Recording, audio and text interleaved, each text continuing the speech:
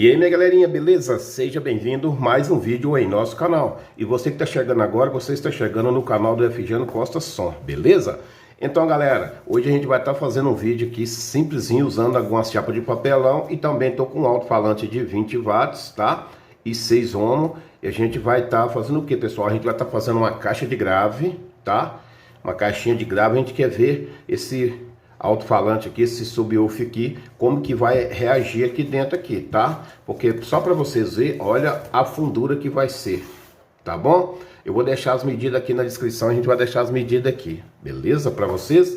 E também, se vocês quisessem seguir a gente na redes vizinhas, a gente vai deixar o link aqui das outras redes vizinhas para você estar nos seguindo lá, beleza? E já aproveitando aqui, vou mandar um salve aqui para o meu amigo Ademilson, filho do Nova Rita, um cara gente boa, me deu um alto-falantezinho aí, topzera, já fiz uns vídeos com ele aí, quero agradecer a ele, né? Muito obrigado aí por você, Ademilson, forte abraço aí, de toda nossa equipe do canal da FG Costa Som, para você e toda a sua família, beleza? Então, pessoal, se você não for inscrito, se inscreva, deixe seu like, compartilhe e ative o sininho de notificações com as palavras todas para quando a gente apostar novos vídeos, cair diretamente aí para você, beleza?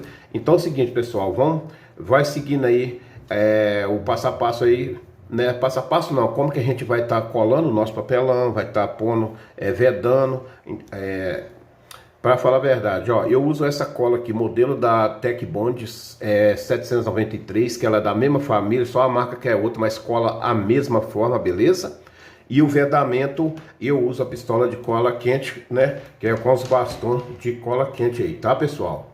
E esse alto-falante a gente vai estar colando ele com cola quente, não vou estar usando cola instantânea, para não estragar o nosso alto-falante, beleza? Então vai acompanhando o vídeo aí para vocês verem a forma que vai ser amontado. E também deixa nos comentários aí se vocês gostou do grave. E também deixa nos comentários de onde você está assistindo a gente, até onde que nossos vídeos estão chegando até você, beleza? Então acompanha o vídeo aí, galera.